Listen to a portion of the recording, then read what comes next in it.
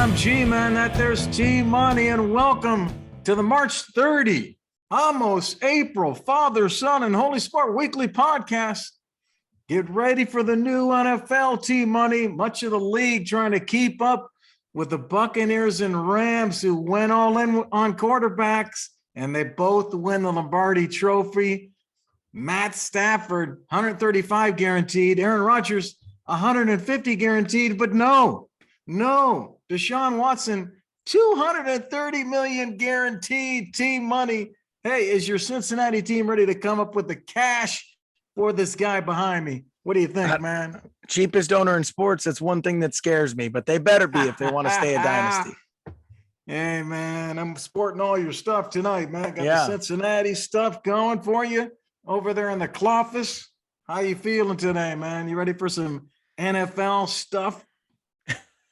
Not too bad, man. Ready for some stuff here. That's what I got. I got some stuff for you too. Take you down here on the Ross Rundown. I'm excited. Oh, yeah. All right. Hey, y'all, do us a favor and press that like and subscribe. We appreciate your support. And I'm G-Man, and that's T-Money here with me, bringing you football energy with the March 30th edition of the NFL Rundown. It's a special segment of the Father, Son, and Holy Spirit Podcast Network, and brought to you by our friends at Woundwise IQ. Hey, T-Money, let's jump right into it, man. Hey, where should Odell go, man? Where should he sign? And I have so many. The Chiefs, the Chargers, and the Bills just jump out to me immediately. Chargers, he can stay in LA. He could be, a number 2 option, maybe 3 like he was with the Rams. I think he'd like that. He could go to the Bills, be a clear-cut number 2, and with the championship favorite.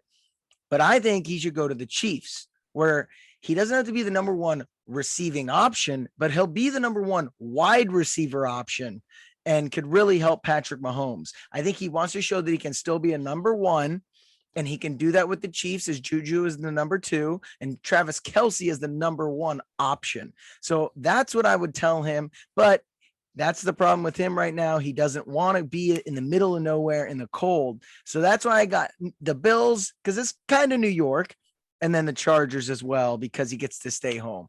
The Rams, unfortunately, have too many receivers now after getting Allen Robinson in their. So I don't think that he'd fit in there as much, or they have the cap space. So Chargers, Chiefs, Bills, Chiefs at the top of that for me. Look at you. Now, you know what? I think the Rams are going to work something out. I think they want this deal, and I think he wants to stay there. And plus, he would be much better waiting a year, getting that, injury behind him and rehab a little bit and have a good year and then go out. I thought they might sign a 1-year deal, probably with the Rams. The Rams will give him a good deal, probably better than anybody else, because they want to keep him. He wants to stay there. I think he has a good link up with Stafford. He's comfortable with their system. He became a star in LA. I don't think he wants to leave, and they don't want him to leave. Yeah, I think they would sign him again, but it just comes down to, does he want to be the 3rd option? Because that's what he would be. Cooper Kupp, Allen Robinson, then him. I don't know if that's what he wants. So great for him if he wants to stay in LA. That's why I gave him the Chargers as an option, because I think he could, fight to maybe be the number 1 with Keenan Allen. Like him and Keenan Allen may be on the same level there. But who knows? I really don't know where he's going to sign, but I think the Chiefs is where he should sign if he still wants to be shown as a number 1 option and win a Super Bowl potentially. I talked about that big contract at the Open when we talked about the guaranteed money for these quarterbacks, how much they're making. You look at the second half of the season, he signed a second half season deal for only $1.25 million. I mean, look at some of these numbers that are thrown around. And the feeling is that he could sign for this next year for $6.5 million and do that for 1 year and then come back out and try to get something bigger. Yeah, that's what I was thinking, like 8 to 10. That's what I was roughly thinking for him. So we'll see what he does. I think wherever he goes, he's going to be an asset to the team. He proved that this year. He can be a clear-cut number 2 guy, or, maybe a fringe 1 guy. So exciting. He brings that passion, man. He's got that passion. Yeah. You want that guy on your team. You want that guy on your team. Well, speaking of guy who no one wants on their team right now, Baker Mayfield, is anyone going to trade for this guy, G? Yeah, I think someone's going to trade for him. You know, where do I think it should be? Okay. The guy's got average numbers. His numbers are okay. But do you know that before he got injured last year, he averaged 245 passing yards, completed 67% of his passes, only tossed 3 interceptions in 6 games before he got the shoulder injury. That's what people are going to bet on and what I think they'll trade for. He's still only 26. If you can think of a guy in the league that's a quarterback at 26 that has his experience, man, the guy's been in the playoffs, made a playoff run. He's started many, many games where you look at guys like Jordan Love and Trey Lance that are being held back. So he's got a lot of experience. I would rate him ahead of Jameis Winston, ahead of Tua. Me so too. I just think he needs to come out, have a solid 2022, and then he goes for something bigger. My number one spot, I got a top 4 here, but my number one, you're not going to believe this. I think it's the Houston Texans, man, where his guy just came from that took his place. Go down there, work with Mills. You'll be the veteran. You'll kind of, help Mills get better, but you also could get that job. And Lovie Smith, hey, he's starting off new. Why not bring in somebody that can kind of help bring maturity there? Hey, Mayfield to Houston. I disagree with everything. Oh my God. What are you talking about, man? I don't think anyone's going to trade. No one's going to trade for him at this point. If no one's done it yet, no one will. And that's because they know the Browns are going to release him now. They already signed Jacoby Brissett and they have Deshaun on the roster. I'm talking about where he should go. Well, I asked you if he should be traded. I asked you if he's going to get traded. Is he going to get traded? And I'm telling you no. Okay. I'm telling you. I didn't ask if he gets released. Where's the best place for him? Was that the question? No. The question was, will he be traded? Okay. I did interpret it that way. Do you realize they just made a trade with the Houston Texans and they said they didn't want Baker Mayfield in the trade? So that's not happening. 1. Okay. They like Davis Mills there. 2, and he's younger. 3, no one's going to trade for Baker Mayfield. No one. They know he's going to get released because the Browns will not start with him on the roster in the season. Okay. After the release, that's a question for next week. You want to ask me next week where I think he's best for? We'll answer that next week. But right now, no one is going to trade for Baker Mayfield. Okay. Well, I got my answers in early. Hey, let's switch over to one of the other AFC groups. Let's talk about that developing AFC East. What do you think about the Dolphins picking up Tyreek? How much better did they get from that move? I did not think it makes them substantially better. I think the receiving core was decent already. Devontae Parker, Waddle, they have Gesicki at tight end. Look, Tyreek is going to be an explosive guy. He might up them a half a win this season, maybe a full win. Who knows? But that full win still doesn't even get them in the playoffs, I don't think.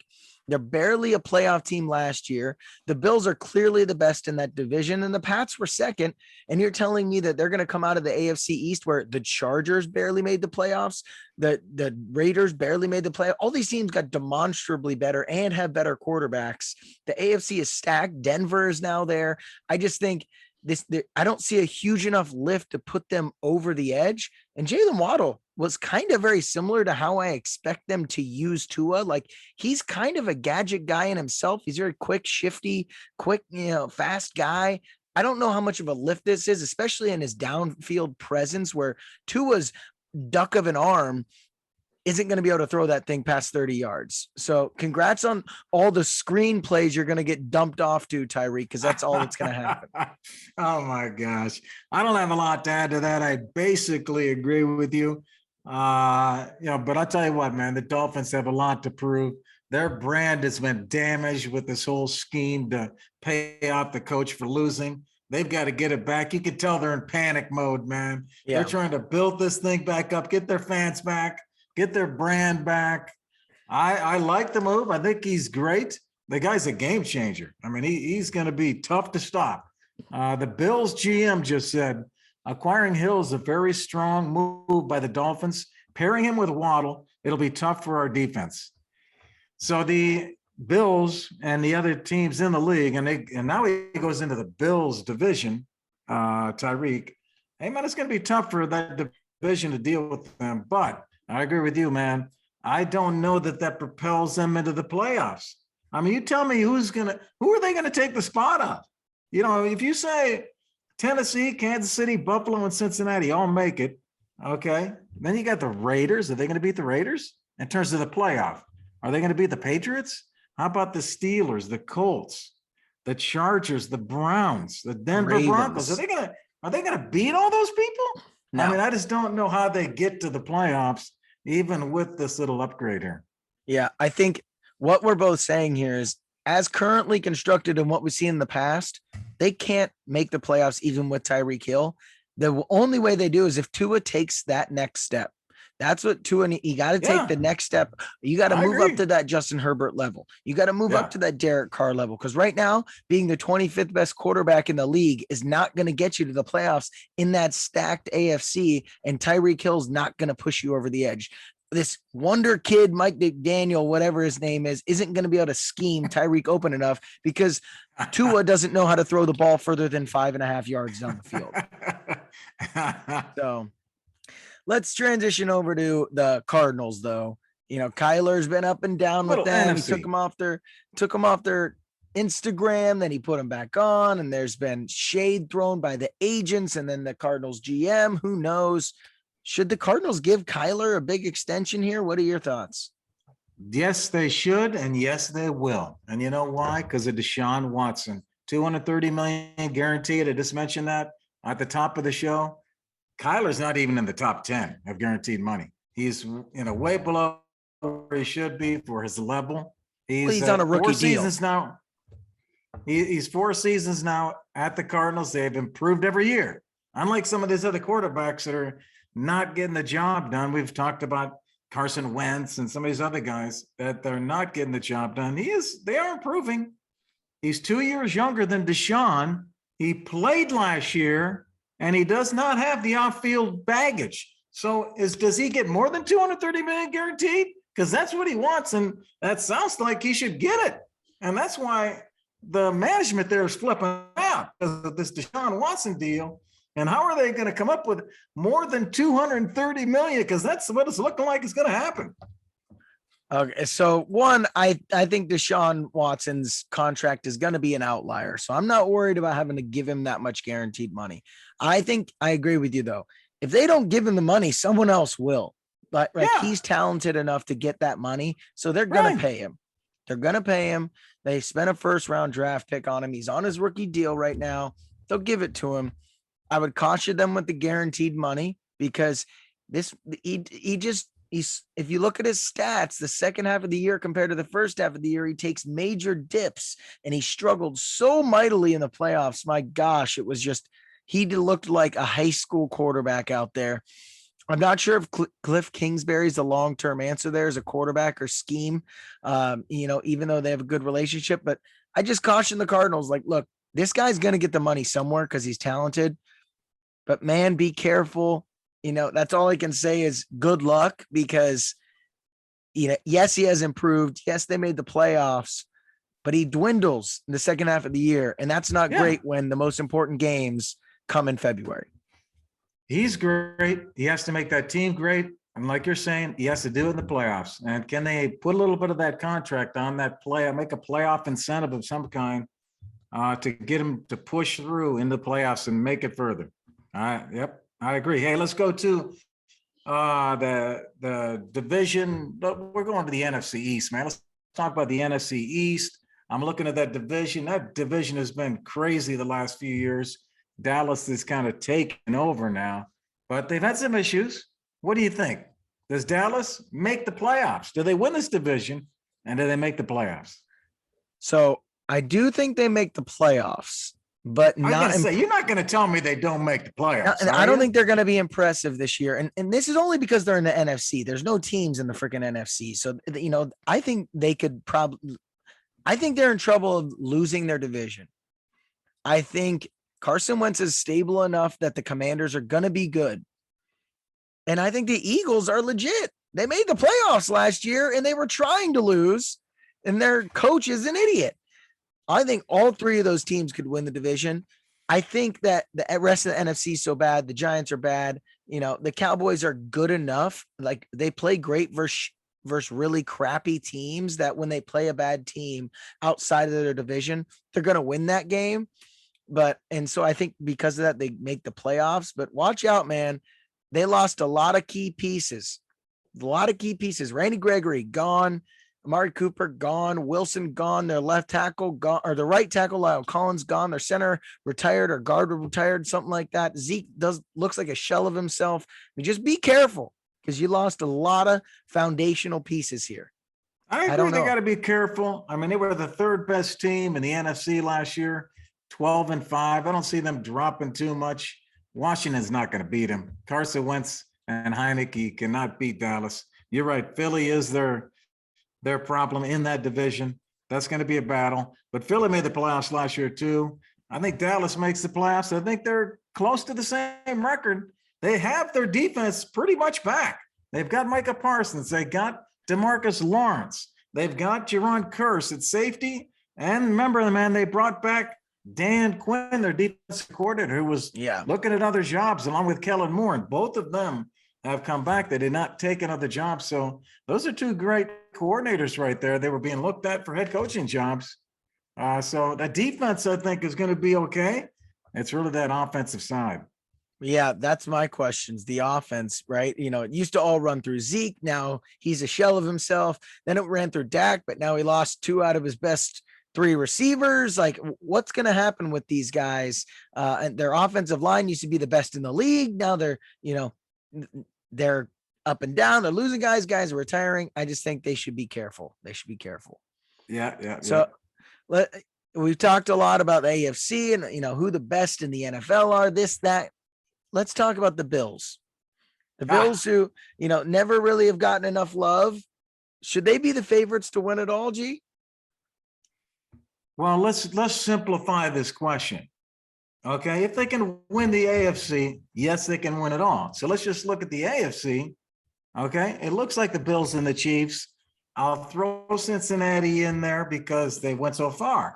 But in Vegas, Cincinnati's not even in the top 10. If you look at the Super Bowl odds in Vegas, Cincinnati's not even in the top 10. If you want to put a bet down, you should put it down now, T-Money. $100 will win you $2,000 because they're 20-1 odds. They're not even the Browns are ahead of them. They are not expected to do anything. So let's just say it's the Bills and Chiefs. Okay, I'm going to go that somebody knows something. And do you know what? The last 6 Super Bowls, the three of the teams that lost did not even make the playoffs the next year. 50% of the guys that lose in the Super Bowl do not make the playoffs. So there's another stat against Cincinnati. So I'm going to say it's Bills or Chiefs, man. Chiefs get rid of Tyreek. That hurts. You talk about not helping Miami much. Yeah. That hurts Kansas City. Now, Kansas City did a great job picking up draft picks. They got a lot for him. So I think they've got 2 picks in the first round. They are going to be picking up some draft picks from Tyreek's leaving. So they did get some good things for Tyreek, but I think it's going to hurt him, man. I think the Bills are the favorite in the AFC. I know everything's went through Kansas City in the past 4 years, but I'm going to say Bills, man. Yeah, Bills are the favorite to win it all. I think if they get to the Super Bowl, they can win it. Okay, so they're the favorite to win it all. Thank you for answering the question. Yes. Okay. No, I agree with you. I think whoever comes out of the AFC should be the favorite this year. Cincinnati didn't have the O-line to deal with Aaron Donald last year. I don't think that'll be a problem for whoever comes out of the AFC. I think it's the Bills as the favorite purely because Kansas City's in such a hard division now that they're not going to be in the running for that 1 seed, and the Bills could run away with that 1 seed and get a bye. And if the Bills have a bye and they're the 1 seed, everything goes through Buffalo now. Instead of going through Buffalo, Kansas City, that kind of changes it. Yeah. Goes through Buffalo and not through Kansas City. They have a bye. Kansas City's got to go through another tough game. I like Kansas City. I don't think they're going to have a steep drop, but they're going to have a drop. And so because of that, I think the Bills do have the advantage here going into this year. And I think they should be the favorite. I mean, you never know. Josh Allen gets that ball in overtime. Now that the playoff rules have changed as well, Josh Allen would have gotten that ball in overtime. It had officially changed. Now that in the playoffs, you get a rebuttal touchdown. So who knows what would have happened in that overtime game, Bills Chiefs in the playoffs. So the Bills got to be the favorite this year. In Vegas, the Bills are 6-1. The Tampa Bay Bucks are 7-1. Chiefs are 9-1.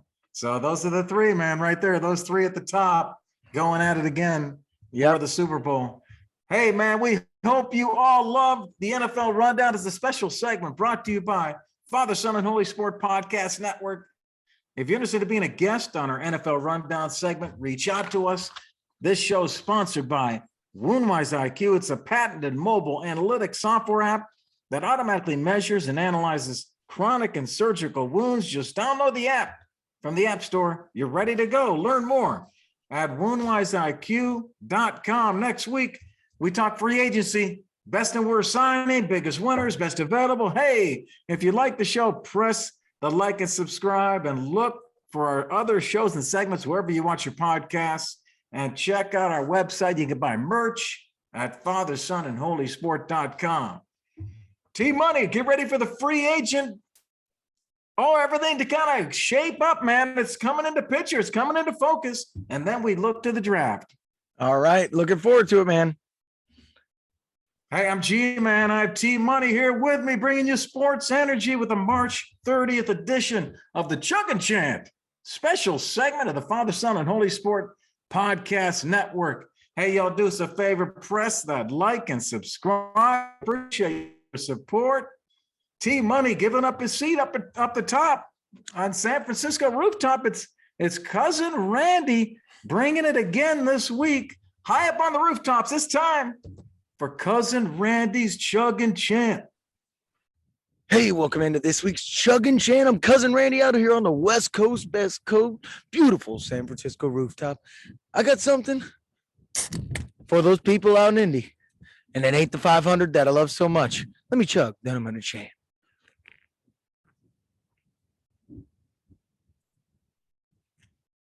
All right, you Colts fans, this is coming straight for you and straight for Frank Reich. Yes, that head coach of yours, he's on the hot seat and he better get it together.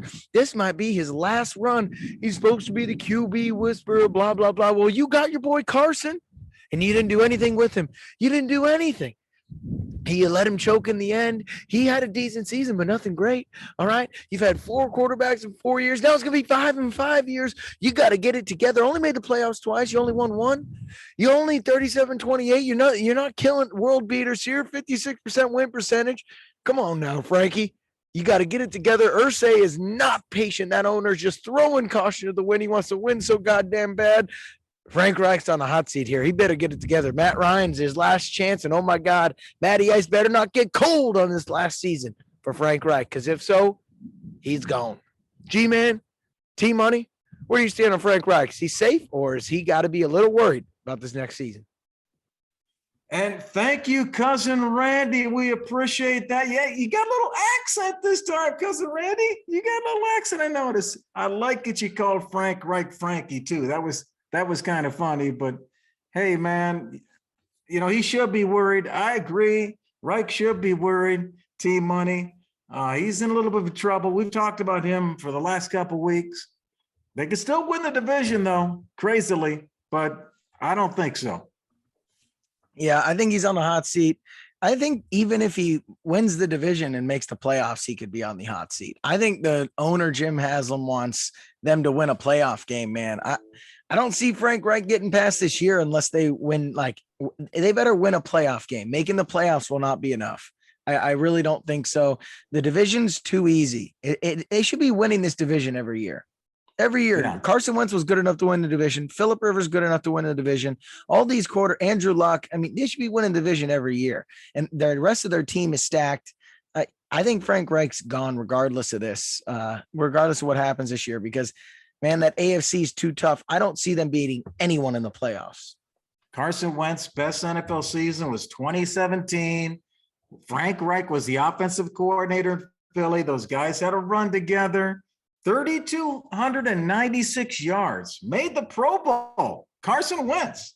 They thought they could run it all back, and it did not work out. What a story, man. Yeah. I mean, Frank Reich stood by him. I give him credit for that. He defended him and stood by him. But, man, you also got to be, smart with your players. What do you have? what did Carson Wentz do since 2017? And take a look at that too.